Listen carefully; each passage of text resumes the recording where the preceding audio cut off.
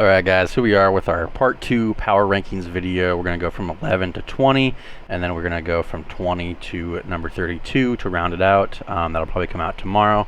At number 11, we've got the Seattle Seahawks. Now, they are bringing in a completely new era. Pete Carroll was fired.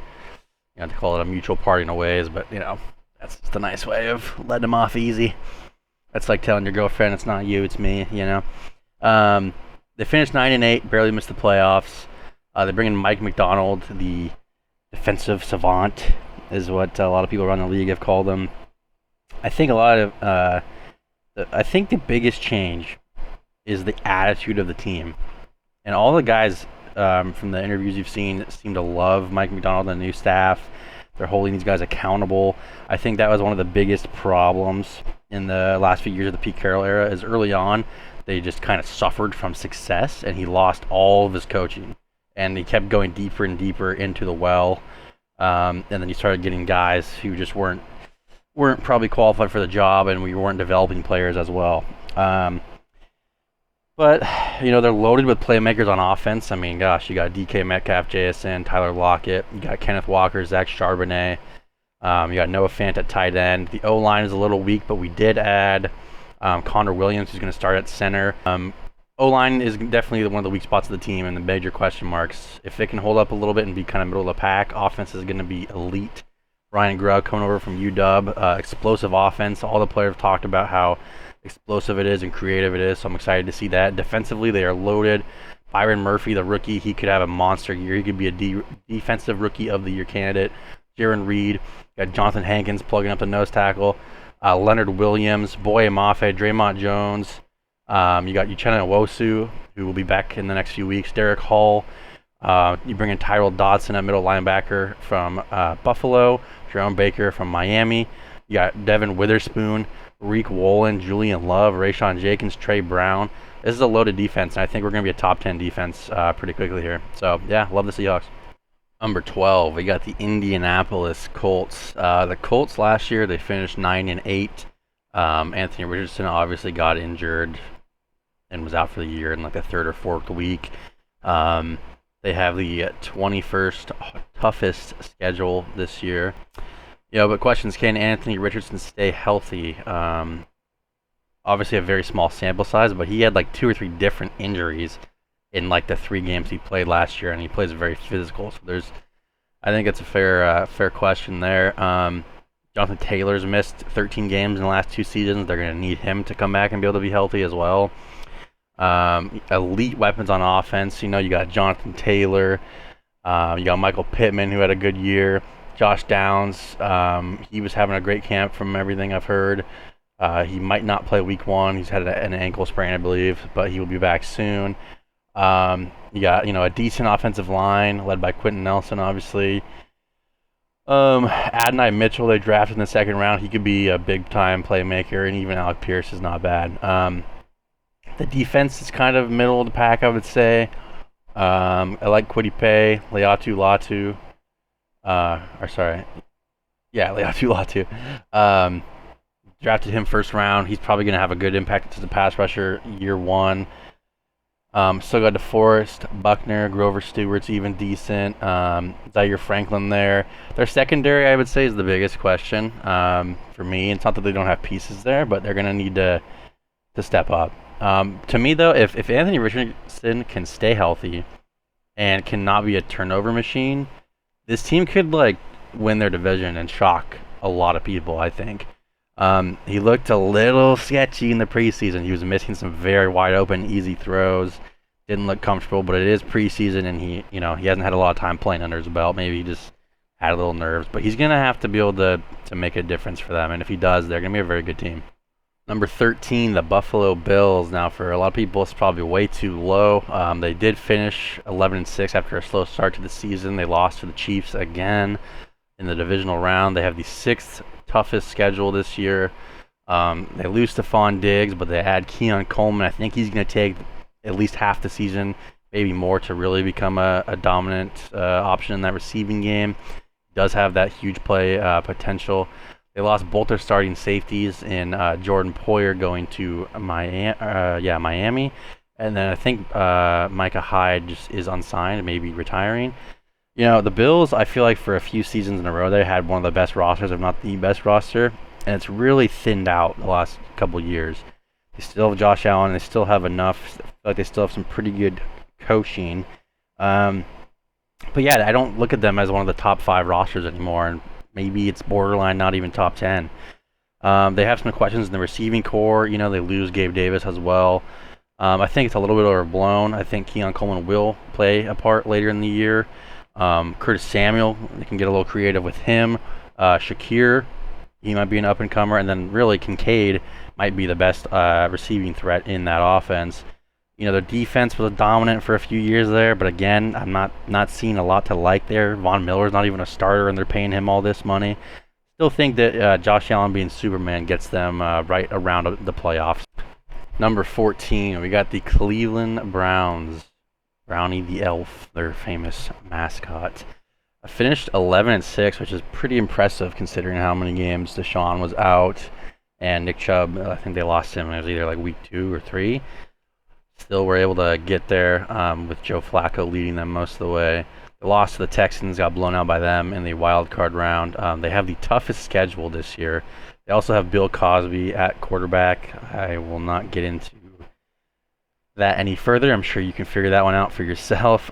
Speaking of Bill Cosby, I don't know if Deshaun is ever going to be back to what he was. He just hasn't looked the same. He hasn't looked confident. He doesn't really run the ball much anymore. Last year, especially at the start of the year, I was watching with like my brother and my dad, and we were like, he looks like he's stuck in concrete trying to run. And he used to be a pretty damn good runner. Maybe, when you don't get as much massages, you're just not quite as loose out there. I don't know. And he's just not throwing the ball as well either. I just don't think he's going to be a superstar. I don't even think he's going to be an above average quarterback ever again, which is unfortunate. They bring in Jerry Jeudy. I think they overpaid him. I don't even know why they paid him. He hasn't done anything. But they do have, good enough weapons, I would say, and their defense is still elite. They pretty much retained everybody. Defense is still one of the best in the NFL. When's Nick Chubb going to be back? It's definitely not going to be the first 4 weeks he is on the PUP. And when he is back, will he ever be back to the same? Probably not. He was already aging anyways, but I do think he can come back late in the season and help them make a playoff play. All right, number 15, the Pittsburgh Steelers. Somehow they got to 10 wins last year with that abysmal quarterback situation. I don't know how Tallman keeps doing it. I'd like to think their quarterback situation will be improved this year. I'm not sure it's going to be by much. They bring in Russell Wilson and Justin Fields. It's nice that they have some options at least there. They bring in Patrick Queen, steal him from their division rival Ravens. That's a good signing. They've really invested in their offensive line. They drafted Zach Frazier and Troy Fontano. That's too big. And then they also brought in Isaac Soyamalo. I know I botched that name, so just, ignore that I just did that. But yeah, really improved their O-line. They're going to run the hell out of the ball with Najee and Jaylen Warren, which they should. Bring in Arthur Smith as your offensive coordinator. I don't know how I feel about that, but I do think he maybe fits this offense well. Just running with 2 backs like he did in Atlanta. Great defense here. You got Joey Porter Jr. had a great year last year. Minka Fitzpatrick, Alex Highsmith, Patrick Queen, TJ Watt, Cameron Hayward, Keanu Benton was great last year, Larry Ogunjobi. So if they're gonna win a lot of games this year, it's gonna be on that defense and running the ball. Number 16, we've got the Chicago Bears. I think this is one of the most fascinating teams this offseason. Obviously, they had the number 1 pick. They get Caleb Williams.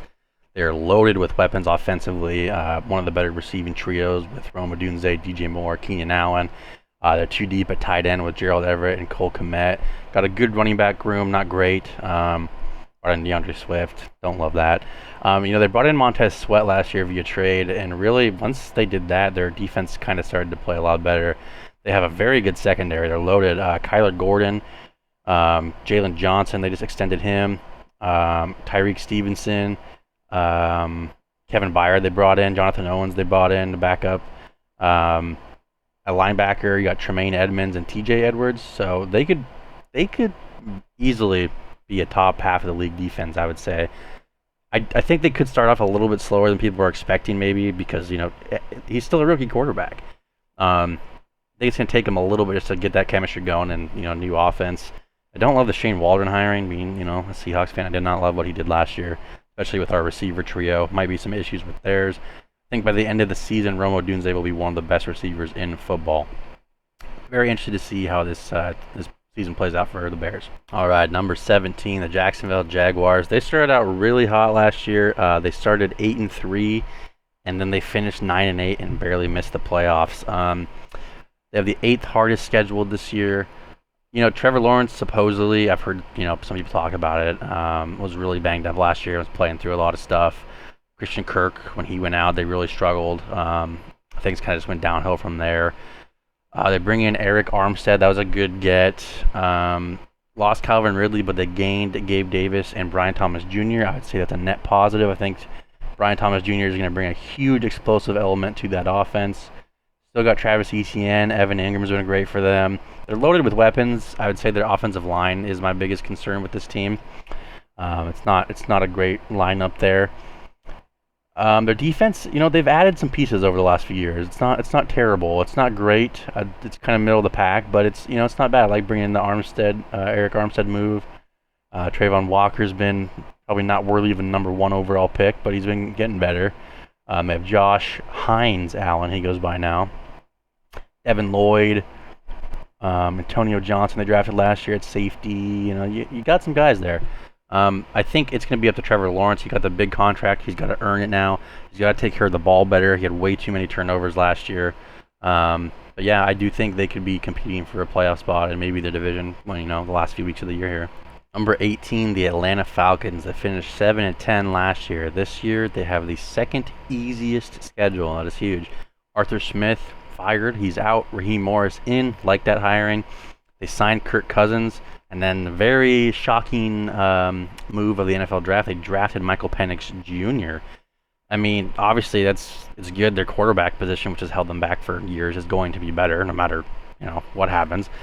They traded for Matthew Judon recently. They signed Justin Simmons. They got some pieces, They brought in, what's his name, a couple years ago, Jesse Bates at safety. He was great last year. You got AJ Terrell. He's good. The D-line's not great, other than Grady Jarrett. Don't have a lot there. The O-line's pretty solid. Receiver after Drake London, pretty thin. They did try to address it. They brought in Darnell Mooney, and he could have an impact. He's going to need to. They also brought in Rondale Moore, but he is out for the year. That is rough. Could have used that pick on maybe, a Rome Odunze, and then you would have the Twin Towers and Drake London and Odunze to go help Kirk Cousins. But what am I? I'm not a GM. So yeah, I do like this team. I think it's going to take them a little bit. They have a tough 3 games to start the year, and they're going to need to figure out that passing game. I don't think Kyle Pitts is going to necessarily break out like everybody keeps expecting him to, but we'll see. All right, number 19, the Los Angeles Chargers. They were 5-12 last year. They have the 5th easiest schedule this year. Bring in Jim Harbaugh, national champion out of Michigan. Complete overhaul of the offensive weapons. They brought in Gus Edwards and J.K. Dobbins. Greg Roman is their offensive coordinator, so he knows them from Baltimore. And then their receiving core got completely rebuilt as well. You traded Keenan Allen. You let Mike Williams go. And then they bring in Ladd McConkey. There's questions there, but I think if they can run the ball well, and they have a great offensive line, they drafted Joe Alt. They have a really solid offensive line. That's going to open up things for Herbert, and he'll find guys. So I'm not that concerned. I'm interested to see how this defense is going to be under a new coaching staff. They do have some pass rush and some pieces there, but we'll see. All right, number 20, the Miami Dolphins. They finished 11-6 last year. They lost in the wild card to the Chiefs. Got blown out in that super cold game. Tua looked awful. I guess that's what happens when you bring a Miami team into a frigid environment. The 7th easiest schedule this year. They got a weak interior O-line. They lost Connor Williams to my Seahawks, and then Robert Hunt got paid by the Panthers. They're loaded at the skill positions, obviously. Achane, Mostert, Jalen Wright at running back. You got Tyreek and Jalen Waddle and Odell Beckham. He's not playing right away, and doesn't matter anyways. He's kind of washed up. They signed Jordan Poyer, and they have a very talented secondary. They got Javon Holland, I think is his name. And then obviously Jalen Ramsey. So new defensive coordinator as well. So I'm excited to see what they can do. Alright, that wraps up part 2. I will do part 3 tomorrow. Thank you guys for watching, and follow if you enjoyed.